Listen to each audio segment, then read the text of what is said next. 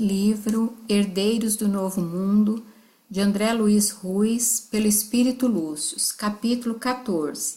Excursão reveladora. Conduzidos por Bezerra, o grupo rumou para o alto, aproveitando a escuridão da noite sobre o Brasil. Numa viagem ascendente e rápida, atingiram um nível de onde se podia vislumbrar toda a pátria do cruzeiro e ainda o contorno das outras nações irmãs, igualmente embaladas pela noite que abrangia o continente e parte dos oceanos. Daqui, filhos, podemos observar alguns detalhes interessantes que só o olhar espiritual consegue divisar. Observem a superfície escura do país que nos recebe com suas generosas concessões. Olhando para o solo escuro, embalado pelo véu noturno, a visão espiritual era capaz de identificar não somente a luz das cidades rutilando, como pequeninos pirilampos ao sabor das emanações da atmosfera. Adelino e Jerônimo, com maior acuidade espiritual, observavam espessas nuvens escuras planando sobre vastas regiões do continente, concentrações estas que se mantinham mais densas sobre os maiores centros urbanos, onde pareciam ser densa fuligem produzida por incessantes emissões poluentes. Alfredo, ainda preso ao corpo físico pelo laço de energia, não observava a cena com a mesma riqueza de detalhes, ainda que visualizasse a vastidão de manchas escuras espalhadas por todas as grandes cidades do continente sul-americano. Amparado pela ação poderosa de Bezerra, Alberto viu ampliadas suas capacidades de percepção para que observasse com o aproveitamento desejado. Meu Deus, o que é isso, doutor? Parece fumaça da queima de petróleo? Perguntou espantado, com sua pouca familiaridade com fenômenos daquele tipo. Não, meu filho, se fossem incêndios de refinarias, ainda assim seria menor o prejuízo para os encarnados, porque o esforço dos bombeiros, mais cedo ou mais tarde, conseguiria apagá-los, explicou Bezerra. Estamos diante da criação constante da mente dos próprios homens, Alfredo. Graças a eles, a massa escura, assemelhada à fuligem betuminosa, se eleva constantemente, originando-se na impropriedade de pensamentos e sentimentos. Então, volta-se contra os próprios encarnados, abastecendo-os com os miasmas que criam. Se tratasse de uma fumaça tóxica do campo atmosférico, o vento se dissiparia e os fenômenos da natureza minimizariam o seu impacto.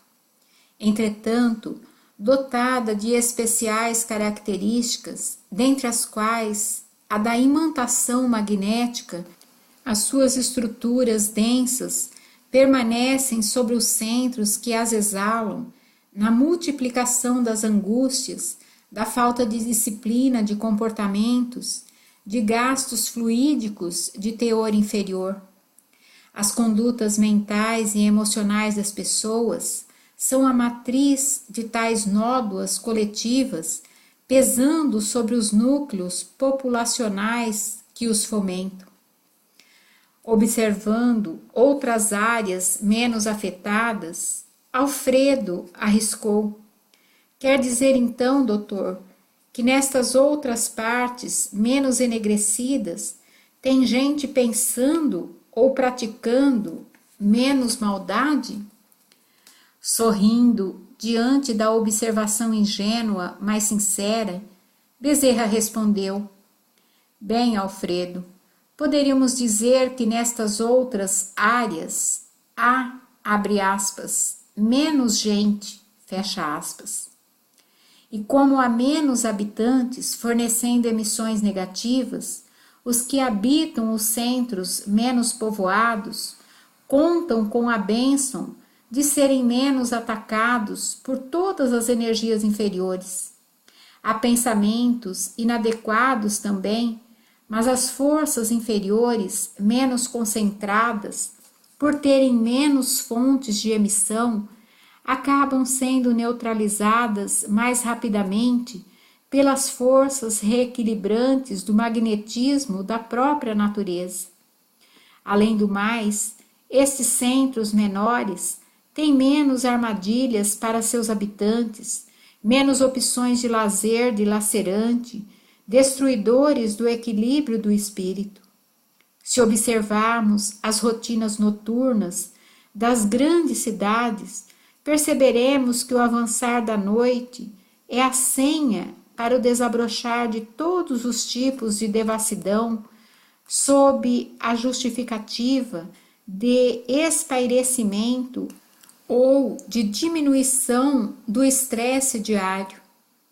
Isso já não é visto com tanta intensidade nas cidades menores, nas quais, à exceção de uma ou outra festividade ocasional, as pessoas se recolhem mais cedo à intimidade de seus lares, mantendo uma rotina menos exaltada, favorecendo o equilíbrio emocional dos seus habitantes.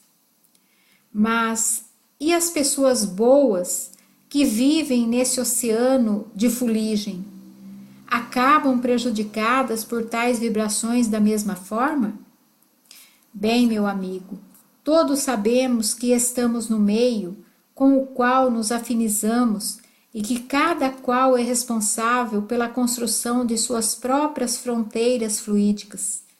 Então, seja por idealismo, seja por necessidades evolutivas, seja pelas duas causas, inumeráveis criaturas encarnadas se acham nestas condições, vivendo e trabalhando no meio desse cipoal de conflitos vibratórios, precisando manter o testemunho do bem.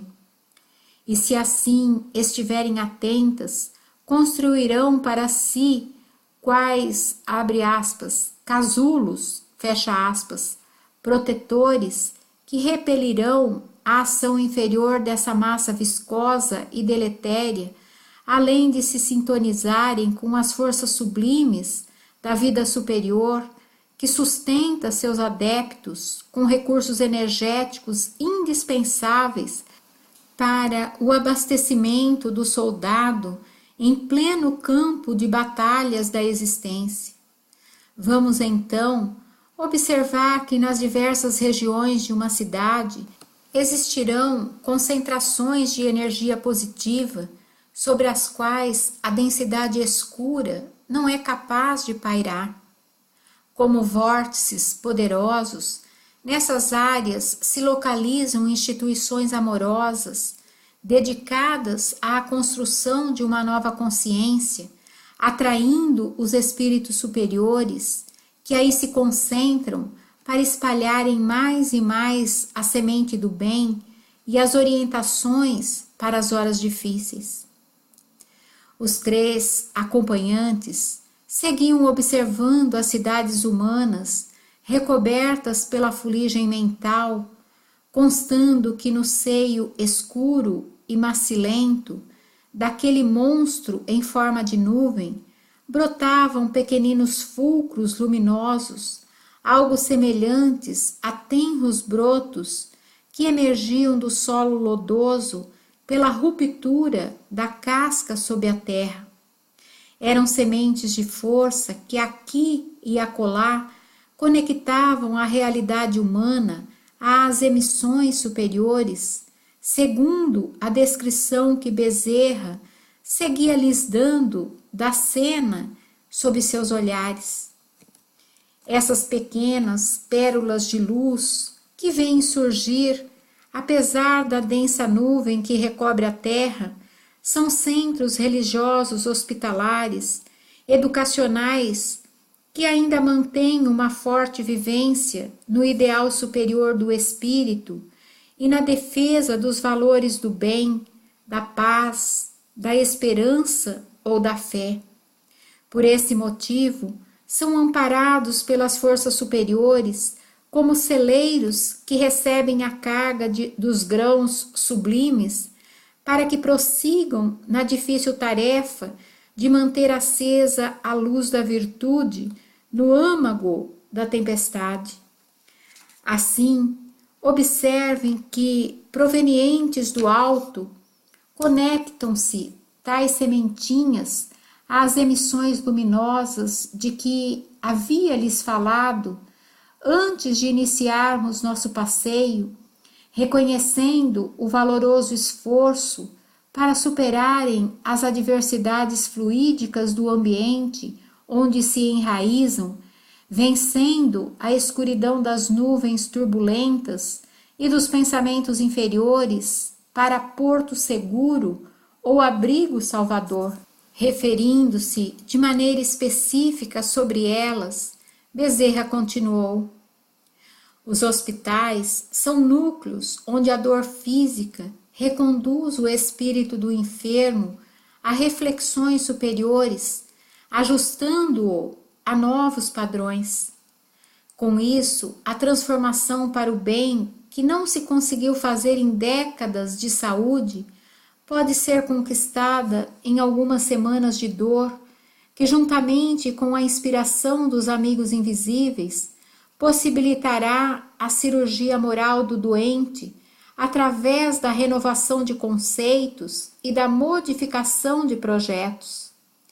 Certamente que muitos se permitem a melhoria apenas por alguns dias, enquanto se mantenham vítimas da dor. No entanto, a casa hospitalar na Terra tem sido o jardim da infância, da elevação do espírito. Se este não desejar tornar-se um bom aluno, não poderá mais tarde acusar a providência de não tê-lo ajudado. Além do mais, é no hospital terreno que a maioria dos enfermos encontra a última pousada antes da volta à vida verdadeira, na qual vive seus últimos momentos no corpo denso. Isso também é um fator benéfico que permite ao mundo espiritual auxiliar no preparo adequado de tais transições, naturalmente que levando em consideração as peculiaridades de cada caso e o merecimento do enfermo para o tipo de ajuda que lhe esteja disponível no momento da morte. Por isso, essas casas de dor educativa recebem os eflúvios de amor diretamente do coração do Cristo.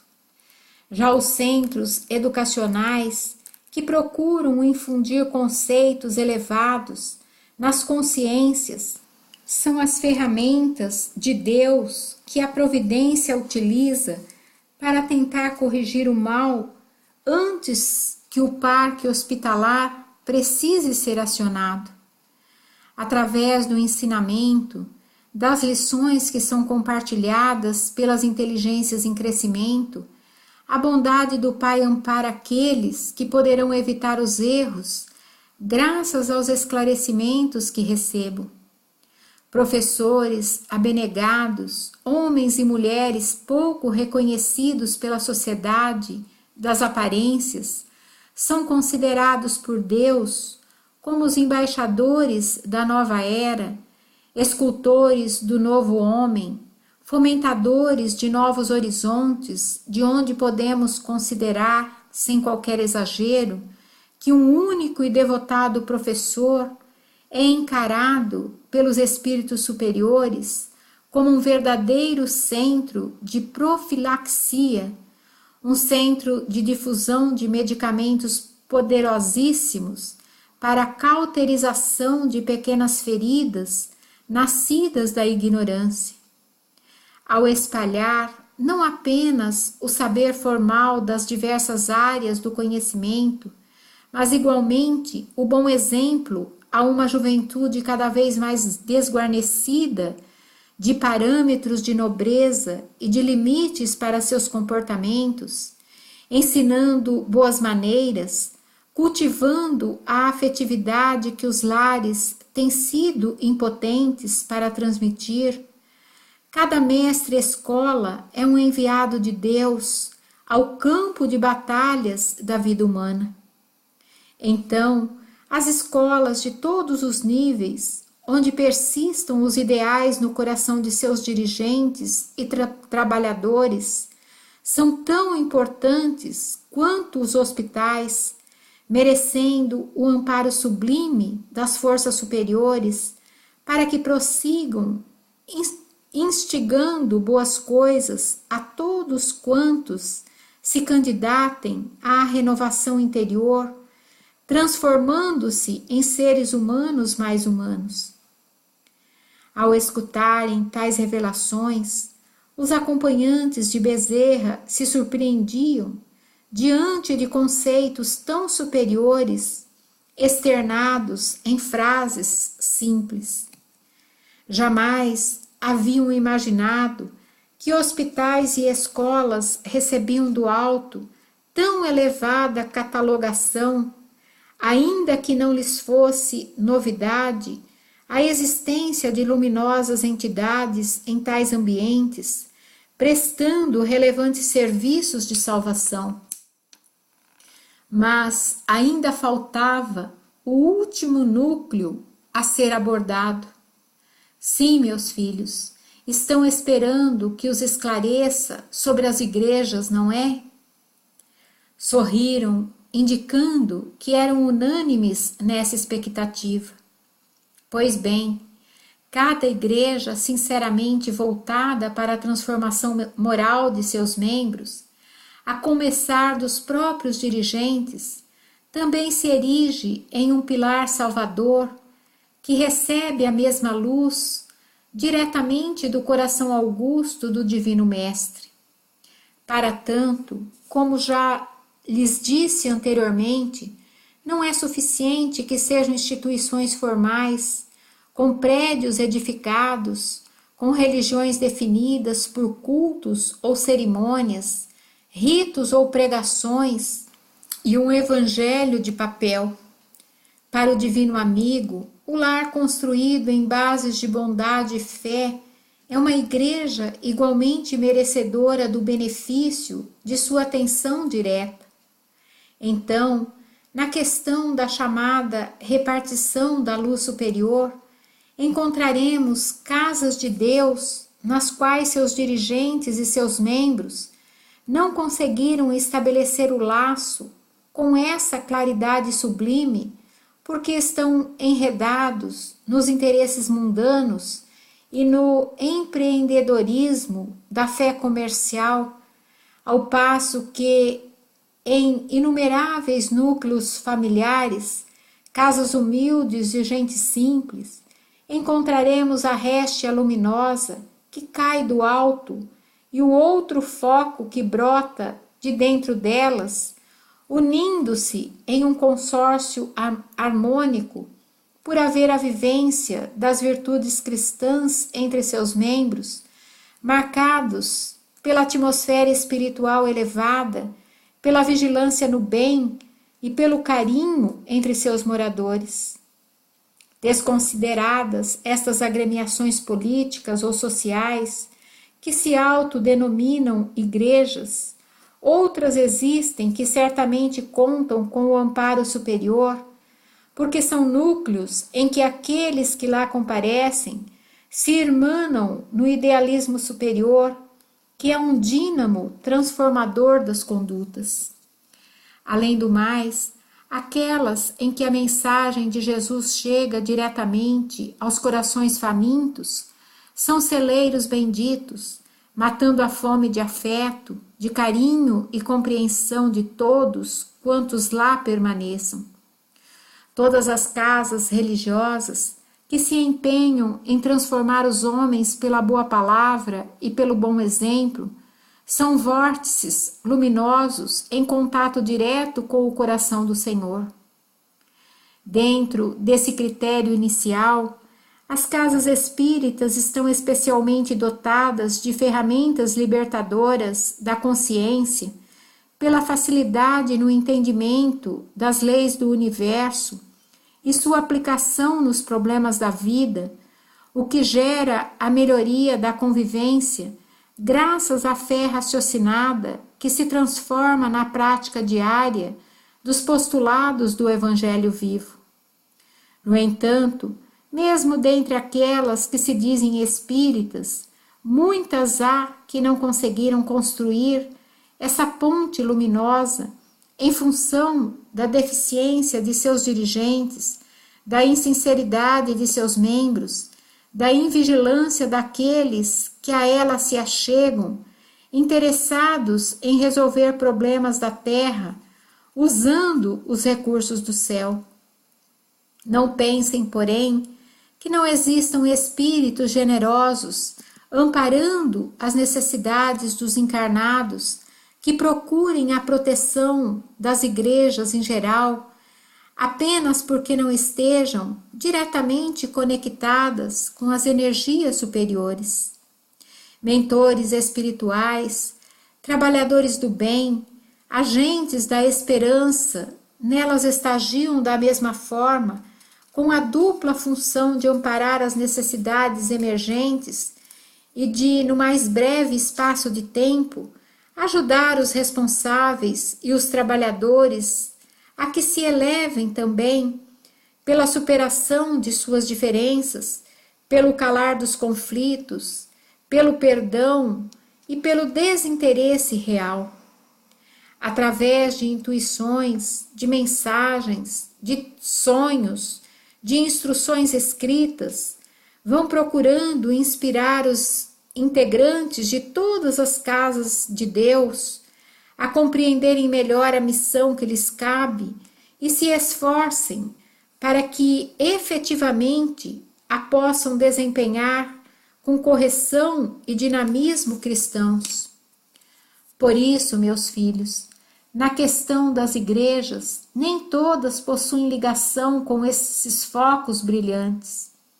Em lugar de muitas destas, acende-se casinhas humildes, quartinhos alugados, residência de gente do povo que se tornam escudos luminosos, mantidos pelo alto, na tarefa hérculea de ajudarem Jesus pela vivência do bem verdadeiro. Por esse motivo é que muitos conseguem sobreviver num ambiente tão hostil e vibratoriamente degenerado que está se instalando no meio dos homens, vinculando-se magneticamente àqueles amigos superiores que os sustentam, sem se contaminarem com os miasmas pestilentos e desequilibrantes do ambiente circundante. Os que são conscientes da necessidade de se melhorar através do serviço sincero no bem, podem sustentar suas lutas em um ambiente tão adverso, sem terem que respirar esses padrões fluídicos densos e corrosivos, porque o magnetismo da indiferença e da materialidade é atraído somente por aqueles que se identificam no mesmo nível energético. Já os que se elevam através da sintonia positiva não são encontrados pela nuvem, nem se deixam envolver por suas vibrações.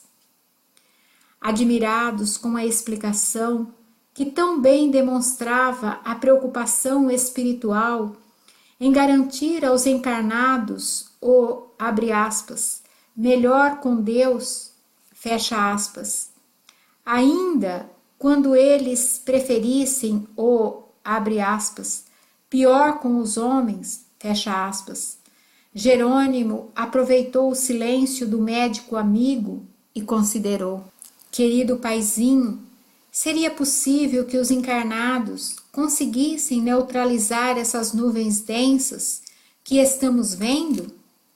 Perfeitamente, meu filho. E isso vai acontecer à medida que o homem transforme suas preocupações e direcione a usina de forças que a sua vontade comanda para patamares mais elevados.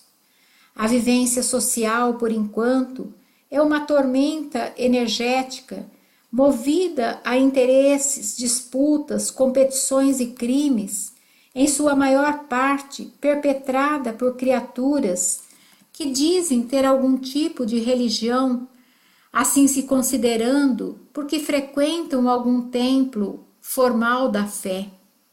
No entanto, cairão vítimas da loucura em que vivem, por não mais poderem estar nessa uma dupla vida, virtuosos à luz do dia e pecadores durante a noite. Todos os que não estão modificando o padrão de vibrações de maneira efetiva serão surpreendidos pelas transformações energéticas a que a Terra está submetida e, sem exceção, estarão se despedindo do berço quente e dadivoso para se hospedarem em outras atmosferas menos amistosas. Quando prevalecer entre os homens a mente menos utilitarista e calculista, o ambiente começará a se modificar. Até lá, as criaturas precisarão conviver com a violência social e pessoal, alimentada pelas forças densas que flutuam ao redor das consciências invigilantes. Surgirão epidemias constantes como reflexo desse estado de coisas, uma vez que, ao se alimentarem de tais pestilências mentais, os encarnados estarão assimilando vibriões psíquicos que encontrarão campo favorável no campo energético dos homens e, com isso, farão eclodir as mais diversas enfermidades orgânicas, o que obrigará os insensatos a marcarem um encontro com a misericórdia transformadora ofertada pela religião nas diversas casas de Deus, ou com a justiça soberana representada pela doença nos inúmeros hospitais do corpo. Funcionarão os hospitais, então, como a antessala do necrotério físico para os que se despedem da vida sem que tivessem acreditado na sobrevivência, e antessala da vida verdadeira para os que terão que se deparar com a continuidade das experiências, assumindo os próprios erros. O afastamento dos piores modificará o panorama dos que permanecerem no mundo, diminuindo as pressões psíquicas sobre os que se perseveraram no bem até o final. Esses não serão mais os chamados eleitos de Deus. Serão aqueles que elegeram um outro tipo de vibração e que, por isso, mereceram a permanência no mundo melhorado. Nos países ditos desenvolvidos, as massas obscuras que flutuam sobre seus núcleos civilizatórios são ainda mais espessas. Lá, em realidade, as tempestades serão ainda piores do que aquelas que estaremos observando por aqui. Neles, o apego material é ainda mais profundo e entre os ricos da terra será travada a pior de todas as batalhas. Serão eles que produzirão os maiores males que incidirão sobre suas próprias almas. No mundo dourado, a religião é ainda mais superficial do que junto aos desafortunados e aflitos. Estes, pelo menos, se acercam de Deus com humildade e arrependimento, enquanto que os outros, falando em termos de maioria e sem generalizações inadequadas, serão os que já conquistaram os tesouros que queriam. Desejarão comprar o céu na hora decisiva, mas então perceberão que já receberam a recompensa que buscavam nas facilidades da vida que desfrutaram sem qualquer consciência, com a indiferença dos tigres que devoram suas vítimas vivas sem se incomodarem com seus lamentos. Apontando para determinada região europeia, acionou o motor da própria vontade e conduziu o pequeno grupo em rápido deslocamento para aquela área da terra. O dia já banhava, com seus raios solares, as várias capitais do velho mundo, e apesar disso, as grandes concentrações escuras ganhavam dimensão e causavam ainda maior impressão desagradável. Nem mesmo a luz solar ali era capaz de modificar a essência vibracional daquele oceano de pestilenta emanação. Estamos observando aqui não apenas as construções mentais dos integrantes desta parcela da humanidade. Além delas, congregam-se sobre estes povos o peso de seus erros coletivos na liderança dos movimentos humanos. Cada indivíduo, tanto quanto cada nação, carrega o fardo de seus equívocos e a coroa luminosa de seus acertos. Assim, vivendo em um mundo favorecido pela riqueza e pelas conquistas materiais, a maioria delas embasada na expoliação, escravização e sofrimentos de seus semelhantes, ao longo de tantos séculos, essas nações deveriam assumir o efetivo papel de liderança moral da humanidade, compartilhando suas riquezas, não apenas com o conta-gotas de ações caritativas aqui ou acolá. Reverteriam o próprio destino, caso fomentassem o progresso de maneira ativa no seio dos diversos povos que exploraram, ao mesmo tempo em que cresceriam na liderança moral da humanidade, defendendo valores perenes, ao invés de se fundamentarem apenas nos interesses transitórios das trocas comerciais e dos negócios bancários. O que se vê, entretanto, é a volúpia do egoísmo, impedindo que todos se beneficiem. Acostumados a milênios de exploração dos semelhantes, não estão maduros para a hora da devolução dos benefícios.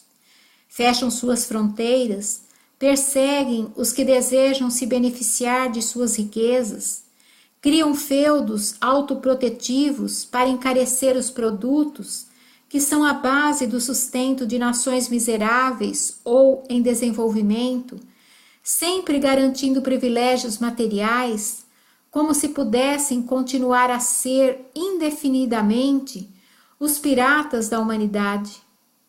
Essas nuvens mais densas e as vibrações mais inferiores são o resultado de escolhas coletivas que pesarão sobre os membros de tais comunidades, chamados ao acerto de contas e à responsabilização pela fome do mundo, pelo mar de misérias morais, pela proliferação da violência, pela indústria do consumismo desenfreado, graças à criação das ilusões, favorecendo a predominância da ignorância nos seios dos irmãos de humanidade.